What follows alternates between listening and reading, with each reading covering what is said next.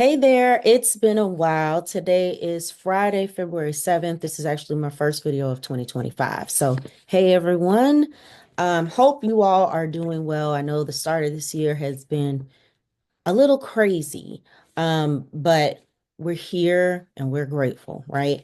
So, I want to talk to you all today about how you manage your loved one's debt, their credit, their just kind of all their finances in general. But specifically, I'm going to talk to you about a form that's called a 1099-C cancellation of debt. I received one of these for related to my dad today. And for those of you who may be new here, I take care of my dad who has dementia. He's been living with me since January of 2019, and we're in 2025 now. So, one of the things with his dementia, specifically, he has Alzheimer's. I started combing through his credit, and he kind of had all these bills, like things he owed, random money here on this card. Publishers Clearinghouse was his big thing. So I had to get to the bottom of that. I have his social already, so I was calling, requesting all this stuff, giving them the power of attorney so that I can get access to his information, uh, getting control of everything. I did that as early as he would allow me to, or as early as I could, right? Um, and there was just a lot of credit debt, like they're just revolving accounts everywhere. And I wasn't about to pay that. It's not my responsibility to pay that. He was already, in a safe place being taken care of. But these people want their money, right? So they used to call me all the time because I made my phone number, the contact number. I got his number taken off of everything. And at the end of the day, I had to write a lot of letters and explain what occurred and let them know those debts would not be paid. Don't just ignore them. There are processes for things to be forgiven or debt to be canceled.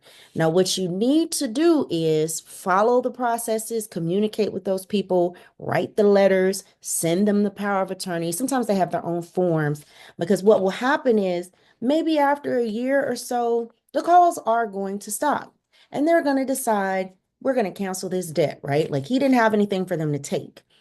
So, like they can't just go take his social security. They would ask me, well, can he pay $5? No, he cannot. Not out of what they give for social security and his pension that he gets. So no, you can't have $5. You can't have $10. You can have nothing. We can deal with this and you can write it off, right? Like people who don't deserve to get things written off, get them written off, right? So take this letter and let this elderly sick man be in peace, okay? And it worked. It worked. Sometimes you have to submit things twice because people sell debt to different companies and it's very annoying and very frustrating. So keep your records, keep a little folder that has all the information and you hold on to that, okay?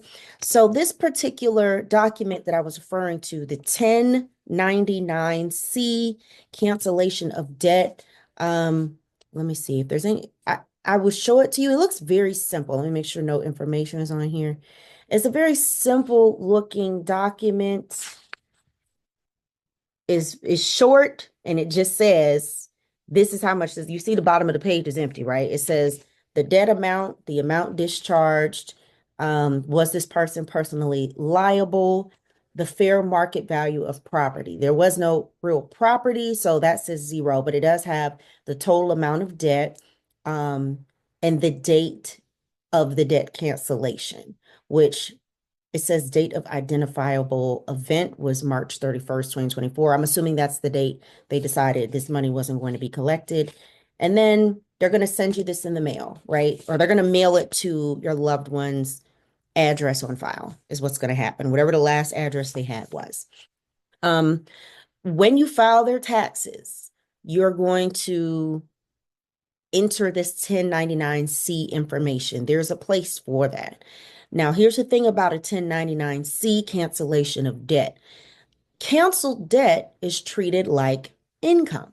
That's what they consider it. So that's why I've looked into these 1099-Cs before. Like if somebody owes you money, whether it's a friend, foe, or otherwise, if they're just not paying you, don't just let it go. You can issue them a 1099-C and say, this person owed me this money, and then send it to, it gets, basically it'll get treated like income, and that person will have to pay taxes on it or whatever. If you want to be, I don't call that being petty. I call that being an adult. If you want to handle your things like a real adult, you issue people a 1099-C. Okay.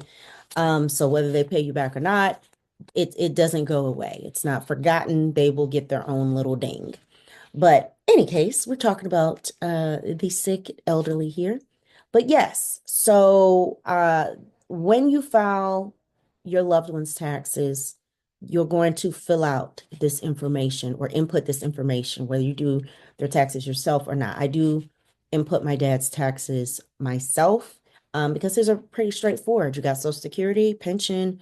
I pay to have his information feed over from year to year, so I'm not having to re-enter every little thing. I just have to go through and update any changes. And that's what you do with this, and you have to do it. Uh, keep record of these things. I usually scan them in with my phone and put them in a little digital folder when I do his taxes each year. Um, and yeah, that's what you want to do, because this stuff is getting reported to the IRS, and I never want there to be an issue where I'm now getting audited because I am his, what do they call it? Authorized, now I can't remember the name, but I'm the person who receives his Social Security payments. It comes authorized payee. There we go. So he gets his payments. It has his name on it, but it also has my name on it because I'm the person who manages his affairs.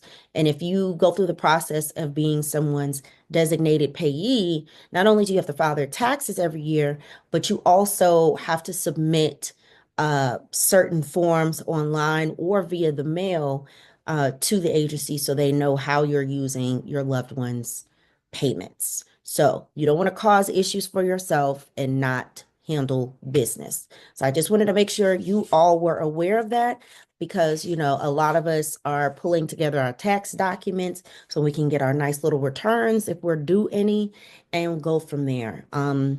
One thing I'll say is I do not claim my dad on my taxes. According to the IRS, I cannot claim him on my taxes.